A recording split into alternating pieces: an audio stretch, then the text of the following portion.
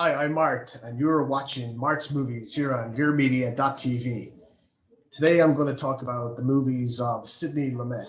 The movies I'm going to talk about are 12 Angry Men, Serpico, and finally Network. So the first film I'm going to talk about is 12 Angry Men, starring Henry Fonda, Lee J. Cobb, and a cast of characters that you'd know from various movies throughout the years.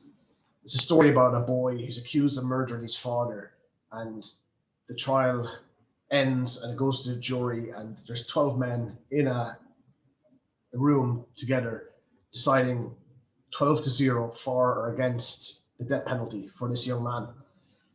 And they have an opening discussion and they decide to have a vote. They had the vote with the chair, with the foreman, played by Martin Balsam, who was a few years later to find himself in Alfred Hitchcock's movie Psycho.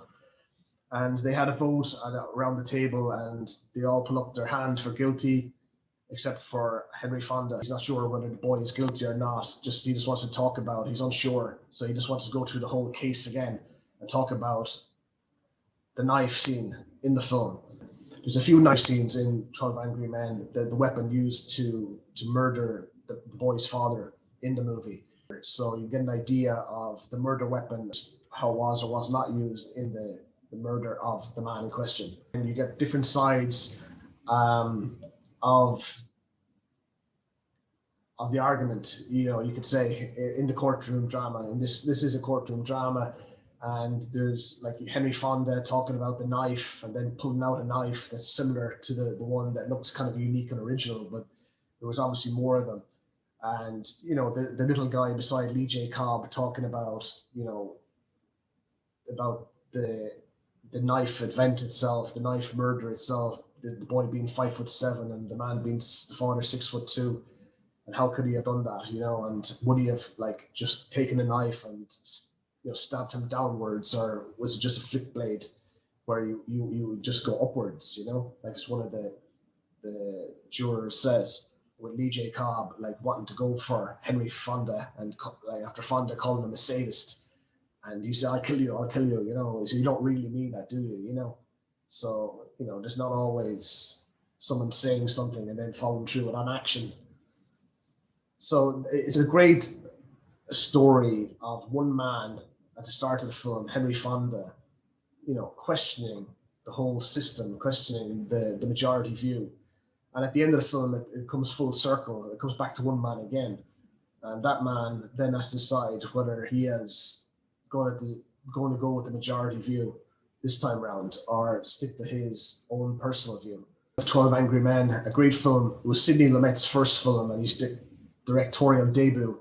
He'd go on to direct Marlon Brando in The Fugitive Kind, and he'd go on to, after that, he would go on to do some great work in the 1970s, Serpico, Dog Day Afternoon, and Network.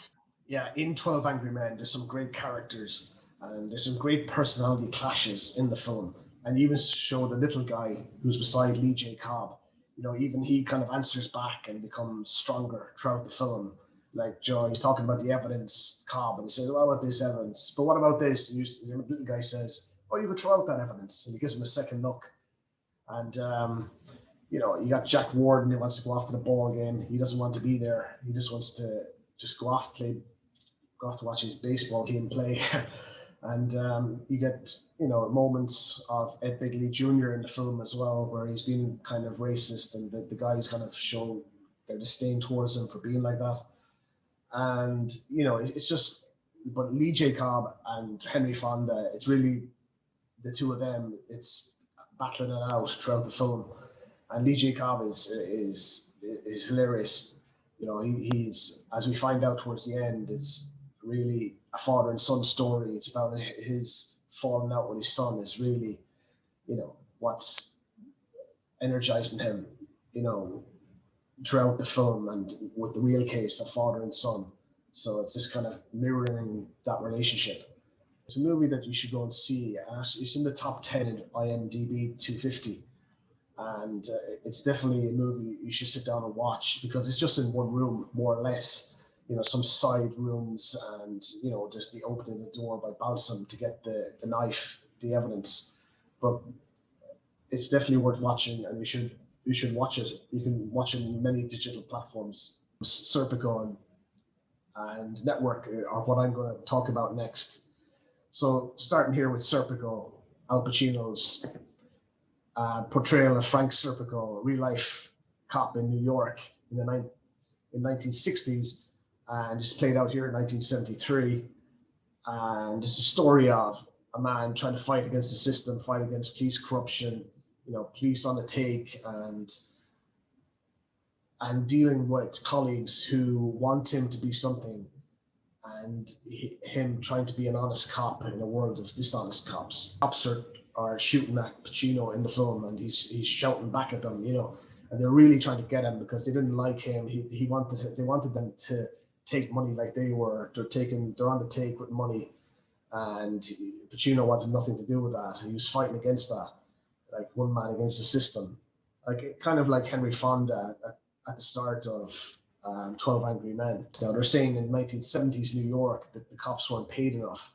Yeah, but at the same time, there's ways of going about that. Join the union or do something. Kind of a Christ-like figure in a way is Frank Serpico. And the scene at the end, him, going before the hearing, the public hearing, is great because you're trying to fight against police corruption, and he succeeds in lots of ways, even though it took a toll on his own personal life. Now, the movie Serpico is one of my favorite films. Al Pacino, he's after playing, Michael Corleone. He looks different as well, which an actor should do, I think. He should look different and be different, to behave different in different roles. And throughout Serpico, Frank, played by Al Pacino, gets to do that. It's one man against the system, like Henry Fonda finds in the courtroom drama. You can be on your own, but as Gandhi says, even if you're a minority of one, the truth is in the truth. Investigating the truth without getting violent is kind of the order of the day here in 12 Angry Men.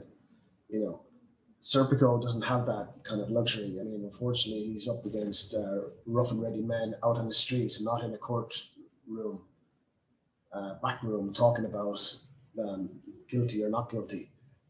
And he's got to face a lot of people who he would think would help him and just kind of disrupt him all the way. Even guys behind the counter telling him to cut off his moustache or trim it, because he's a detective. Obviously you got to try to fit in on the streets of New York as well. So you have to kind of portray yourself in different ways. That was something that the cops were probably getting used to as well in the 1970s and the 1960s when Frank Serpico was on the beat. So what I'm going to talk about now is the final film, and it's Network from 1976.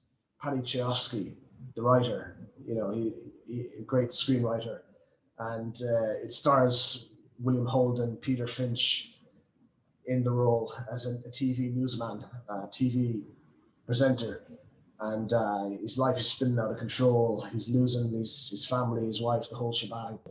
So the scenes get a bit darker as they go along, when he's kind of losing his mind. Mr. Beale, played by Finch, great, and the shocking scene there in the movie. The tone of Ned Beatty's voice is very shocking when you see it initially, and you see how Peter Finch is back in his chair with his eyes kind of stunned and astonished, listening to the voice and the different voices of Ned Beatty telling you about the world as a business, and there is no countries, there is no nations, there is no democracy. There's only companies and certain different types of American named companies, corporations, and it's very frightening. And at the end, Beale is in a state of awe of this man. And Network is an excellent kind of a comedy drama, kind of a satire, if you want, of television. And Peter Finch comes across as one of these evangelists. in the film. That the director Lumet is filming him in that way as well, just to kind of peer in, kind of taller as well, and lights all around him, and coming to the screen and talking like these televangelists do in America. But had a great effect on people. People at the time of Nixon in America, and people didn't know what to believe anymore. And there was a timely film like built around the Nixon era. So it's a great film, and you should watch it as well. And Peter Finch won the Oscar for that role.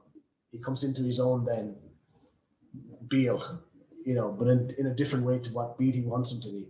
Yeah, but in the final scene, which is a very famous scene, the Mad as Hell scene, and it's a kind of a very engaging kind of scene, and also kind of funny and amusing as well. And I'd like to thank you for watching this review. And if you want to watch more of my reviews, you can go onto the Lyra Media YouTube page, or you'll see the Lyra Media Mart's Movies review up on Facebook. You'll see the link. You can just click the link, and you can just watch more of my videos and more of the videos from the Lyra Media team. So thank you for watching this review, and I'll see you again.